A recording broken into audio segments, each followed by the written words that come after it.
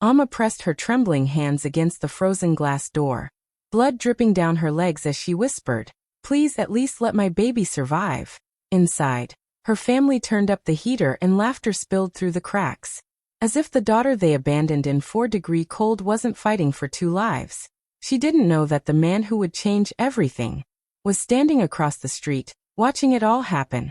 Amma reached her family's house with her clothes torn and her face swollen. She was shaking, scared, and bleeding after escaping from her violent fiancé. She thought her family would finally protect her. She thought they would open their arms and say, "You're safe now." But the moment her mother Adeola saw her standing at the door, she didn't show concern, only anger. Adeola's voice was sharp as she said, "You're not embarrassing us again. Go away." Before Amma could explain anything, her brothers came forward. Instead of helping her, they pushed her back with cold expressions, as if she was a stranger. The door slammed shut, and the lock clicked loudly. Amma stood outside, weak, bleeding, and freezing. She knocked once, twice, begging softly, "Please, please let me in. I'm in pain." But no one answered. Her legs gave up, and she fell into the snow. The cold felt like knives cutting through her skin. She held her stomach, terrified for her unborn child. Her breath came out in shaky clouds as she tried to stop the bleeding with her hands. The world around her blurred, and she felt herself slipping. Just when she thought this was the end, she noticed bright headlights stopping across the street. A car door opened, and a tall man stepped out slowly. He didn't look away like most people would. He didn't pretend not to see her. He just stood there for a moment, watching her struggle to breathe in the freezing air. Amma could barely lift her head, but she felt his eyes on her, steady, calm, and surprised that anyone could leave a pregnant woman outside. Like this. The snow kept falling.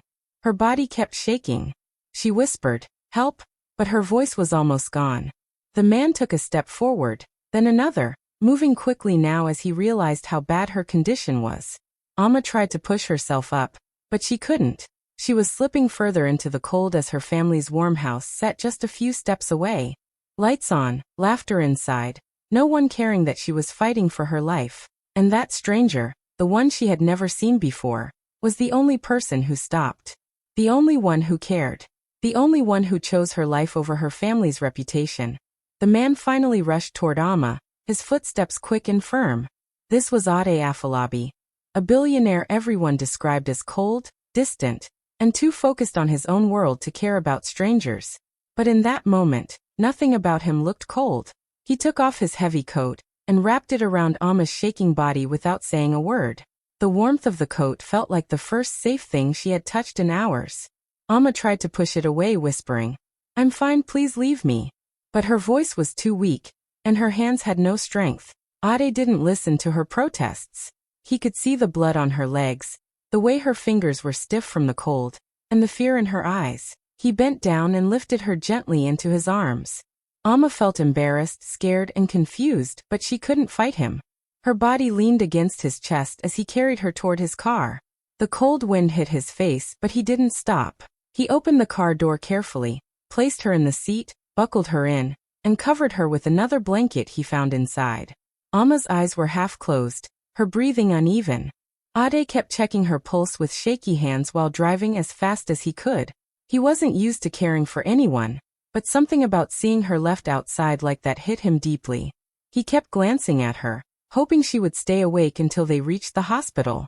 Amma whispered once, "Thank you, but you don't have to." And then her voice faded. When they arrived, nurses ran toward the car after seeing her condition.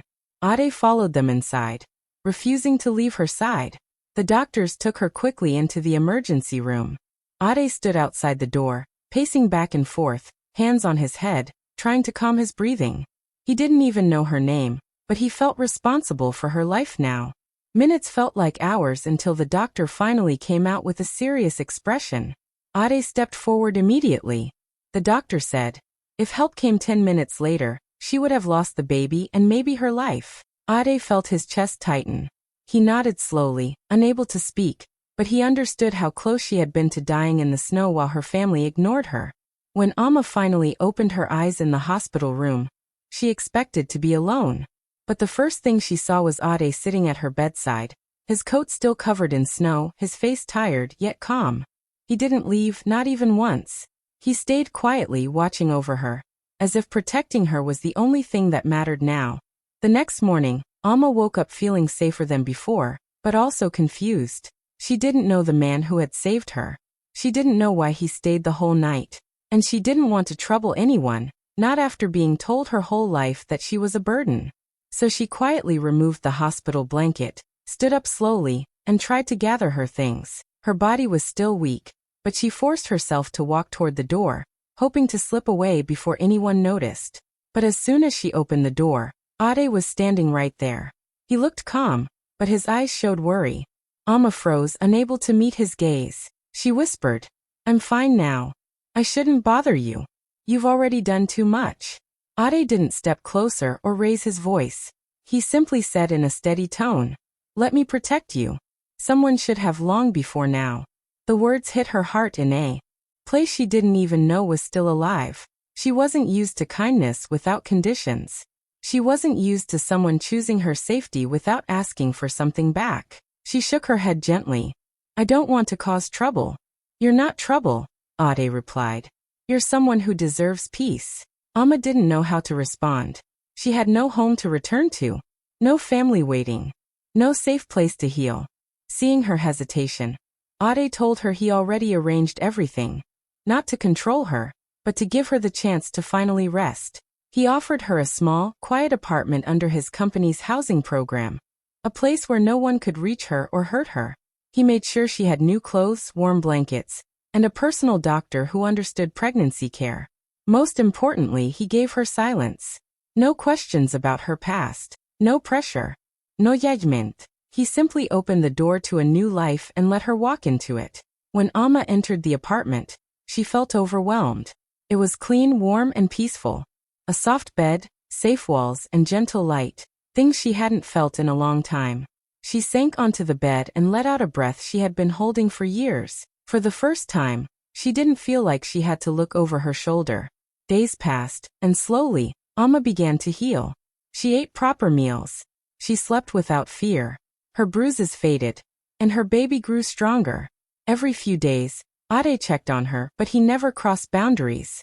He stood at the door, brought groceries, asked if she needed anything, and left. He didn't rush her.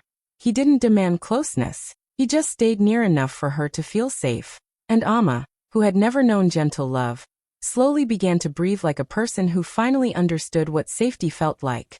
Alma was slowly building a quiet life in her new apartment, trying to heal in her own small way. She stayed off social media and avoided anything that reminded her of her past. But one afternoon, Ade arrived with groceries and looked more serious than usual. He handed her his phone, and Alma's heart dropped the moment she saw the screen. Her family had posted pictures of her, calling her unstable, saying she had run away to chase men for money, and that she was an embarrassment who lied about being abused. Hundreds of people were commenting, some laughing, some insulting her. Alma's hands began to shake. She felt the world shrinking around her. She didn't know whether to cry or hide. Before she could speak, Ade gently closed the phone and said, "I saw this. I need you to tell me the truth, not because I doubt you, but because I want to understand what you're carrying alone." Alma tried to stay strong, like she always did. She forced a small smile and said, "It's nothing, they're just angry." But the lie broke halfway through her words. Her voice cracked, and her throat tightened. Ade didn't pressure her. He just stood there, still and patient, giving her space to speak when she was ready. After a long silence, Alma finally sat down and whispered, "They've been doing this for years." Her eyes filled with tears she had held back for too long. Slowly, piece by piece, the whole truth came out. She told him about her fiancé, the man who once seemed loving but became violent, controlling, and cruel. The man who hit her, who threatened her, who made her feel like nothing. She told him how her family didn't believe her when she asked for help. They protected him because he had money and connections. They said she must have done something to deserve the beatings. Her hands trembled as she remembered the last night. The night she ran out bleeding and terrified. The night she chose to save her baby instead of staying quiet. She explained how she reached her parents' door, begging for help, and how her brothers shoved her back into the freezing night as her mother looked away. She told Ade how she fell in the snow, believing her life was ending while her family laughed inside, pretending nothing was happening. By the time she finished, Alma was crying openly, her voice small and tired. Ade didn't interrupt once, but his fists were tightly clenched, and his jaw was tense. Beneath his calm face, a silent fire was burning. He wasn't angry at Alma. He was furious at what had been done to her. He stepped closer, not to touch her, but to make sure she saw the truth in his eyes. No one, he said softly, deserves what they did to you, and you will never face anything alone again. For the first time, Alma believed him. Months slowly passed, and Alma's life began to change in ways she never thought were possible. Her cheeks grew fuller, her steps became lighter, and her eyes no longer carried the constant fear she once lived with. The quiet apartment, the steady medical care, and Ade's gentle support helped her feel human again. Her baby bump grew beautifully, and for the first time in her life, she looked in the mirror and saw a woman who deserved peace. Ade noticed the difference too. He didn't say much, but every time he saw her smile, something in his expression softened. One sunny afternoon, Ade drove her to a regular prenatal checkup. Alma held her small medical file close to her chest, feeling calm as she walked beside him. They entered the hospital lobby, expecting a simple appointment, but Alma suddenly stopped.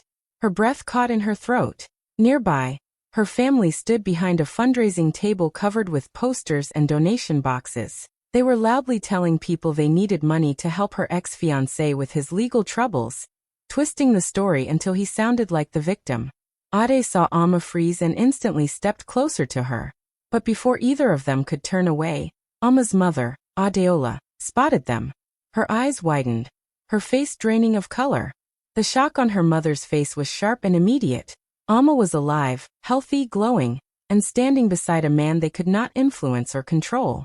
Adeola whispered under her breath, almost as if she couldn't believe what she was seeing. What have you become? There was fear in her voice, fear that came from losing power over someone she once controlled so easily. Alma didn't react with anger or tears. She didn't shout or create drama. She simply took one calm breath and stepped a little closer to Ade, drawing quiet strength from his presence.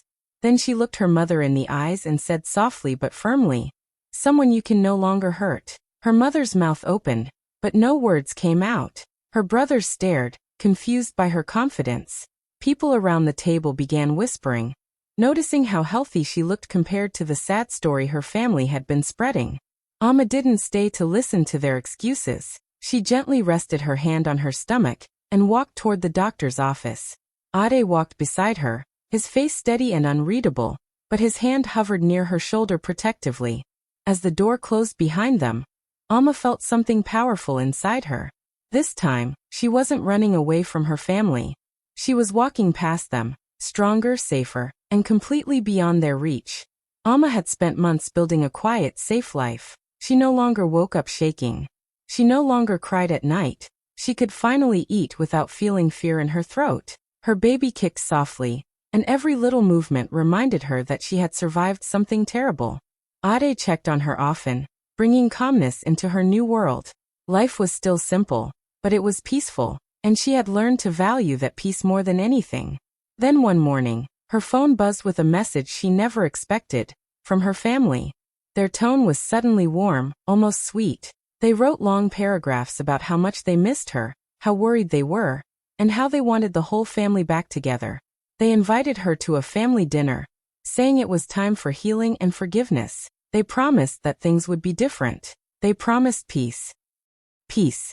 They even called her brave for becoming stronger. Reading the message made Alma's hands shake, not out of fear, but from confusion. These were the same people who left her outside in the freezing cold. The same people who protected her abusive fiancé. The same people who lied about her online and made her look unstable. Now they wanted a family dinner? It didn't make sense. When Ade saw the message, his expression changed. He didn't raise his voice, but his concern was clear. He said softly, "Forgiveness doesn't mean walking back into the fire." He knew how dangerous people could become when they felt they were losing control. He knew Alma's family cared more about reputation than her life, and he knew that suddenly being kind was a sign of something hidden. Alma listenet carefully. She understood his warning. She also understood her own heart. She didn't want revenge. She didn't want to return to their world. But she did want something else, closure. She wanted to look at them one last time without shaking. She wanted to stand in front of them not as the weak girl they threw away, but as the woman who survived without them. So she made her decision. She looked at Ade and said quietly, "I will go." Not to trust them, but to end it. Ade didn't argue. He simply nodded, even though worry filled his eyes. He told her he would be nearby just in case. He didn't want to control her choices. He only wanted her to be safe. As the day approached, Alma felt a strange calm inside her. She wasn't going to please them. She wasn't going to beg for their love. She was going because she finally had the strength to face them without fear. The invitation was meant to pull her back into their control. But Alma wasn't the same broken girl they had locked outside. She was walking in for closure, not for reconciliation. The moment Alma stepped into the dining room, she felt the shift in the air. The table was set beautifully, covered with expensive dishes her family never prepared. Unless they wanted something. Her mother forced a smile. Her brothers pulled out chairs for her, and everyone acted too sweet, too warm. Alma sat quietly, her hands resting on her stomach, already knowing something was wrong. The room felt staged, like a show created to hide the truth underneath. Her mother began talking softly, asking about her health, and pretending to care about the baby. Her brothers nodded along, acting gentle and protective. Alma watched them silently. She remembered the same hands pushing her into the snow. The same voices calling her shameful. Nothing about their smiles felt real. After a few minutes, her father cleared his throat and placed a set of documents in front of her. He said they just needed her signature to handle things smoothly. She picked up the papers slowly and scanned through them. Her heartbeat froze. The documents were permission papers, papers that would give her abusive ex-fiancé access to her unborn child. If she signed, he could claim rights over the baby, visit her legally, and control her life again. Her throat tightened. Her mother leaned closer and whispered, "It's best for the family. Just sign quietly." One of her brothers added, "It will help his case. He says he still cares for you." Another pushed the pen toward her hand with a forced smile. Alma stared at the paper, then at the people who once left her bleeding in the cold. They were not trying to help her. They were protecting the man who hurt her. They were protecting their reputation again, just like before. She picked up the pen, but instead of signing, she placed it calmly on the table and stood up. Her voice was steady even though her heart was racing. "You didn't want me when I was dying," she said softly. "So why fight for me now?" The room fell silent. Her family froze, their fake smiles disappearing in seconds. Before anyone could answer, the door opened slowly. Ade stepped inside. He didn't look angry, he looked ready, prepared. He wasn't there because she called him, she hadn't. He came because he had quietly tracked her location, worried something might go wrong. When Alma saw him, a wave of relief washed over her. Her family stared at Ade, shocked, confused, and intimidated by his presence. Alma didn't move toward him or cling to him. She simply stood there, strong and calm, while he walked to her side. He had arrived at the exact moment she needed someone who truly cared. For the first time that night, Alma felt in control. She wasn't trapped anymore. The trap they set was now breaking apart right in front of them. Ade walked into the room slowly, his presence calm but powerful, and everyone fell silent as if the air itself changed. Alma's family stared at him with confusion because they had no idea who he really was. They only saw a well-dressed man standing protectively near Alma, but they didn't understand the storm that was about to hit them. Her mother forced a smile and said, "And who might you be?" Ade didn't smile back. He placed a folder on the table and said quietly, "Someone you should have treated better." Then he looked straight at Alma's father and continued, "Your neighborhood has been negotiating a development project for almost a year, correct?" They nodded quickly, proud of that deal. Ade opened the folder and revealed documents with his signature. "I own that real estate company. And the contract you've been begging to win." He tapped the page lightly. "It's already in my pocket." The color drained from her family's faces. They had bragged about that contract non-stop. They had insulted neighbors, made promises, and even spent money they didn't have, confident they would be chosen. And now, in 1 second, everything they built in lies began to fall apart. But Ade wasn't finished. He pulled out another document, the hospital report from the night Amma nearly died. He placed it gently on the table, not to shame Amma, but to expose the truth. This shows exactly what happened. It shows how she was bleeding, freezing, and alone. It shows that her own family locked her out and left her to die. Amma's mother whispered, "No, please don't do this." But it was too late. Ade wasn't attacking them. He was revealing them. Within hours, the people they had tricked and manipulated heard the truth. Investors who once trusted them canceled every agreement. Business partners backed out, wanting nothing to do with a family known for cruelty. The fundraiser for Amma's abusive ex collapsed instantly when donors found out the real story. Their reputation, built on fake respect and lies, shattered like glass. Amma stood there quietly, watching everything unfold, but she didn't smile or clap. She didn't need revenge that screamed. She needed truth that stood tall. Her father reached out and said, "Amma, please, we didn't mean." Amma stepped back, calm and steady. Her voice was firm but soft. "This is what you created." She didn't yell. She didn't curse. She just told the truth they had tried so hard to bury. And in that moment, everyone realized something. The girl they once left in the cold was no longer the weak one in the story. She was the only one standing strong, while everything around her family fell apart. Amma's delivery came like a quiet storm. It was late at night when she felt the sharp waves of pain begin. And instead of fear, there was calm, because Ade was right there, steady and focused, helping her into the car and holding her hand the whole way to the hospital. In the delivery room, Amma squeezed his hand with every contraction.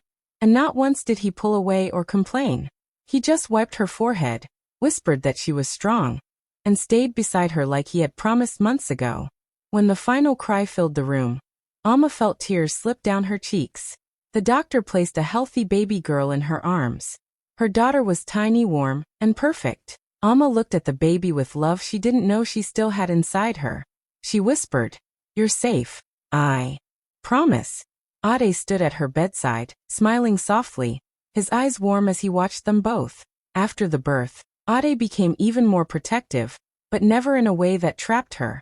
He made sure Amma ate well, slept enough, and healed at her own pace. He held the baby at night so Amma could rest. He drove them to every checkup. He carried the bags, washed the bottles, and stayed awake when the baby cried. But he never tried to act like the father unless Amma allowed him close. He let her lead. He let her heal. It was the kind of steady support she had never known. Weeks later, one quiet evening, the baby was sleeping in Amma's arms while she sat on the couch. Ade stood nearby, folding tiny clothes with careful hands. Amma watched him in silence, trying to understand how someone like him, busy, important, wealthy, had space in his life for her and her child. When he finished, he walked over slowly, as if afraid to disturb her peace. He looked at her, then at the baby, then back at her. In a gentle voice he said, "I don't want to save you. I want to stand beside you." Amma felt her heart shift, not in fear, not in confusion, but in a way that reminded her she was still capable of being cared for. She had survived pain, betrayal, cold nights, and loneliness. She had learned to breathe again. She had learned to trust herself again. And now, for the first time, she allowed herself to imagine a life where love didn't come with control, where kindness didn't hide a trap, and where she didn't have to give up pieces of herself to be accepted. With her baby sleeping peacefully and Ade quietly supporting her without asking for anything, Amma felt something she never expected to feel again. Hope for a future she once believed she would never have. Amma stood in the doorway of her new home, holding her baby in her arms, feeling a peace she had never known before. The small apartment was warm, filled with laughter and soft light, completely hers. She had built this life step by step, choosing every piece of it herself. Outside, she could hear voices. Her family had come, desperate and pleading, crying, begging her to forgive them, to let them back in. But Amma didn't shout. She didn't call them names. She didn't even argue. She simply shook her head and turned her back on them, walking further into the home she had made safe, the life she had fought for. She understood now that revenge wasn't in anger or words. The deepest justice was the life she had created without them, the peace they could never take, and the happiness they had refused her. Every step she took away from the door was a step into her freedom, a step into the warmth she had earned. Her family's cries faded behind her, their regret too little, too late, and she didn't feel a need to look back. Beside her, Ade knelt down, gently brushing the baby's hair from her tiny face. He looked at Amma with quiet pride, not as a man who had saved her, but as someone who had chosen to stand beside her. He whispered softly, "You survived the cold. Now you write your own seasons." Amma held her daughter close, feeling the weight of every painful moment she had endured lift just a little. She finally realized that she didn't need anyone's approval, love, or apology to live fully. She had herself, her child, and the life she had carefully built, strong and unshakable. In that moment, Amma felt a joy so simple and pure that it made every fear, every bruise, every lonely night worth it. Her family could no longer control her, manipulate her, or diminish her. She had chosen herself first, and that choice was stronger than anything they could say or do. And in the quiet of her home, surrounded by warmth and love she had earned, Amma finally smiled without fear, knowing she had the power to shape every tomorrow.